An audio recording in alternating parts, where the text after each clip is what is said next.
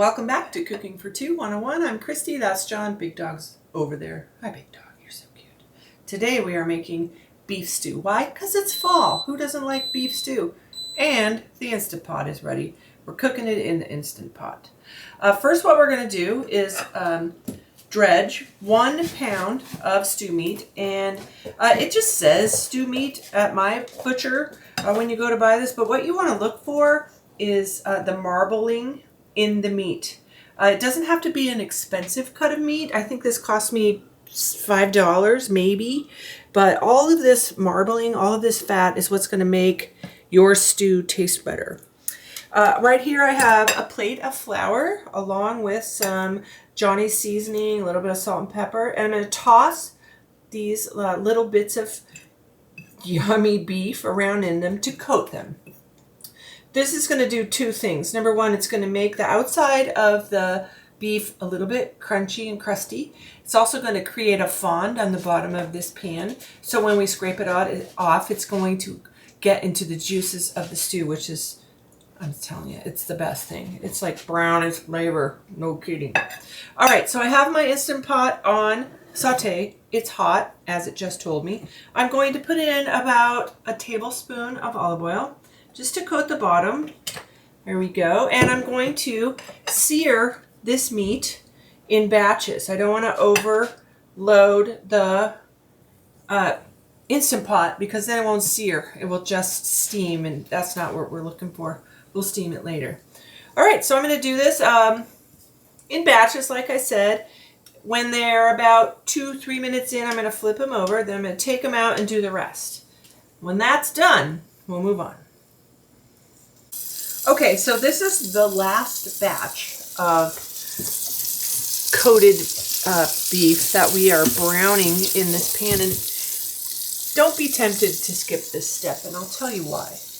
All of the fond that's building up on the bottom of this pan is what's going to flavor your au jus, or the juice, or the base of your stew. So you just want to toss it about a bit. You want to get it brown like that.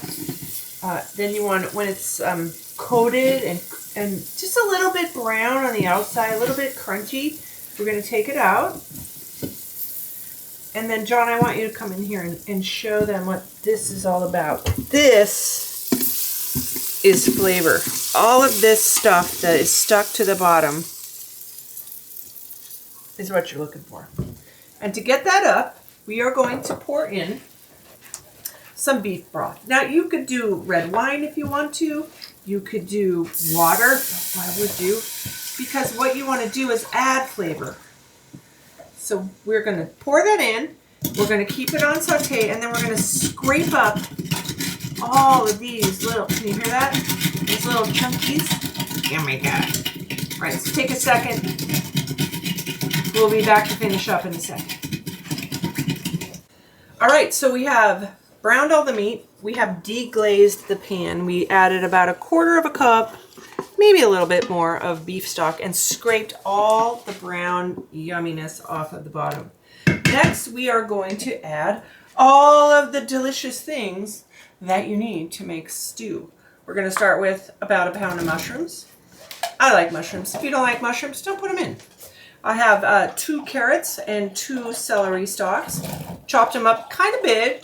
You want them to be big because this is going to pressure cook for about 1/2 hour. And if you make them small, they're going to disintegrate. No bueno.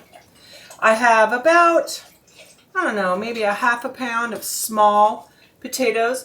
Even though they're small, I cut them in half because John made a very good point. If you cut them in half, they absorb the flavor and they taste better. What a good point, John. Thanks for coming to the party. You are so right about that. I also have here 1 large diced white onion. Oh, a little bit of happy dance over there. And 3 cloves of garlic. Garlic is very important in this situation.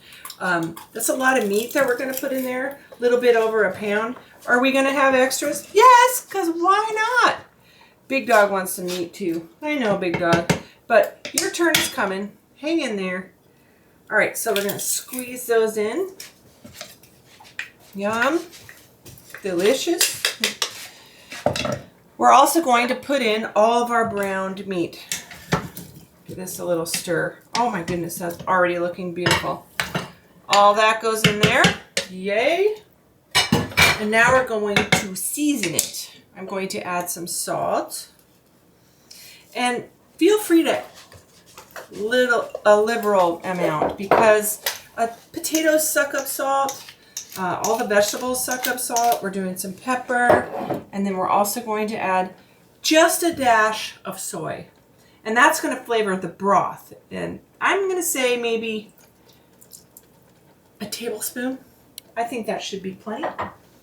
We'll give this a little stir. Oh, it smells so good.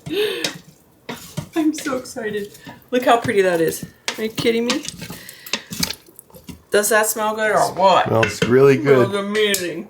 All right, I'm also going to add some beef bouillon.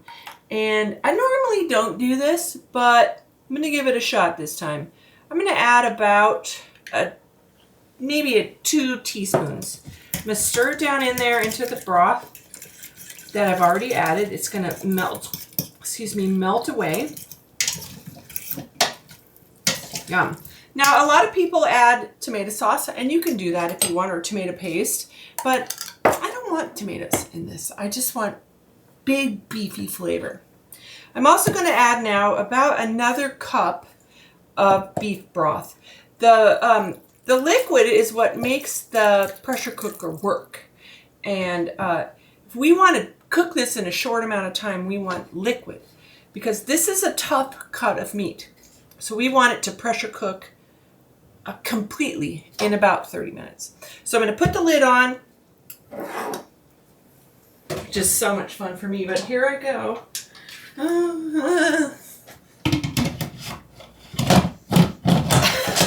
Yay. Ouch. Okay, we're going to turn off saute. We're going to turn on pressure cook. We're going to do it for 30 minutes, and then we'll be back.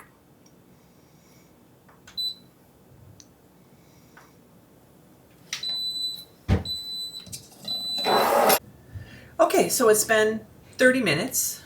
We'd let it slow release for about maybe 4, and then we press the button because, quite frankly, we're hungry. I did forget to tell you at the beginning to add your herbs right before you start. And what this is, it's a bundle of parsley and rosemary and thyme. And you just lay them on the top. It's no big deal. And then you just pull them out when all is said and done. Next, what we're going to do is thicken this stew up, because right now it's a little bit loose, and I like thick stew. I'm telling you, it smells amazing. So how we're going to do that is I turned off the pressure cooker mode, and now we're on saute. So it will, now we're on saute. Forgot to press start. As soon as it starts to bubble, we're going to add about 1/4 of a cup of cold water and 1-2 teaspoons of cornstarch. And you have to do this with cold water. Warm water doesn't work. Stir it up until all of the powder is mixed in. What this does is it thickens up the juices. You could also add a can of cream of mushroom soup. Very delicious. But you don't want to pressure cook the cream of mushroom soup at all, because that milk product is not going to be good in there. But it also works very well. So here we go. Look, it's already bubbling. Didn't take but a second. Yuck. Let's try a fork. Oh yeah, that's way better. Okay, so I'm going to add this in, stir it about a bit, and I'm going to let it boil. And as it boils, it will thicken the stew. Then we're going to serve it with some crusty bread. And we put that in the oven a little bit ago. A little bit of butter and your favorite seasonings. Maybe you just want garlic, or we like Johnny's seasonings on it. It's delicious. Look, it's already thick. Oh, that's just magical. Look at that. Yay! Yum! I know, right? Okay, 2 seconds. I gotta get a bowl. We'll serve it up. We'll be right back. All right, let's serve it up. So the cornstarch slurry works instantaneously. I cannot believe how thick this stew is now. It's delicious. I'm going to serve it up, but I'm just going to tell you, if you like a lot of depth of flavor, maybe even more so than just adding some salt, put a little bit of extra soy on top of this. It's going to be bueno. Thanks for watching Cooking for Two 101. Enjoy your fall stew. It's delicious. Don't forget to subscribe and share with your friends because nobody needs to eat good food alone. Thanks for watching. Finally, I get to try it. I'm so excited. It smells amazing. The cornstarch thickened it up beautifully. It's probably the most beautiful stew I've ever made. I've never tried soy sauce in here. I'm just going to be honest, but I'm telling you, it smells amazing. And I don't think you should skip that step, but let's find out.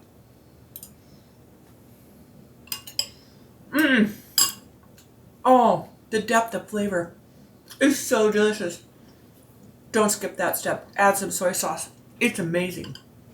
Thanks again for watching. See you soon.